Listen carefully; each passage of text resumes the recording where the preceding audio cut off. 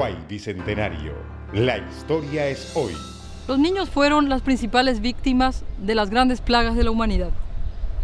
Por eso hoy vinimos al cementerio de párvulos de la antigua Iglesia de la Encarnación, que se encontraba sobre la barranca del río Paraguay. En 1805, las primeras vacunas viajaron desde España. Como no había sistemas de refrigeración, el virus se mantenía activo en el cuerpo de 22 niños huérfanos enviados a nuestro continente por el rey español Carlos IV. La técnica consistía en raspar las pústulas de viruela de un niño enfermo e introducirlo en el brazo de un niño sano. Cada semana en alta mar se repetía esta acción con otros niños, lográndose así una cadena de conservación del virus hasta llegar a América. Así se llegaron a vacunar millones de personas de nuestro continente. En el Paraguay, las primeras experiencias de vacunación se realizaron en 1806. De ahí en más, no se experimentaron casos de viruela hasta después de la muerte del dictador Francia, 1840.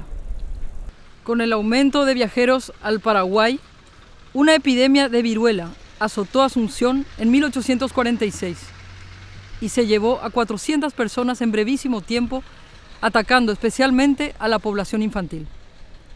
Pese a las advertencias del gobierno de enterrar inmediatamente a los muertos de enfermedades contagiosas, las familias se resistieron a obedecer y retenían en sus casas por varios días a los niños difuntos por viruela, a fin de adornarlos con un ajuar fúnebre y rezarles por más tiempo de acuerdo a la tradición.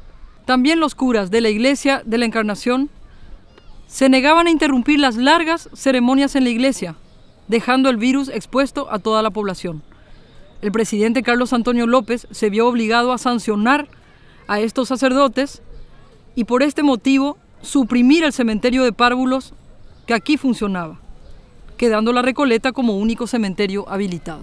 Durante muchos años, la población paraguaya abrigó supersticiones en contra de la vacunación. Tuvo que surgir una generación de médicos después de la guerra de la Triple Alianza para enseñarnos que al virus se lo combate más que con rezos, con la ciencia.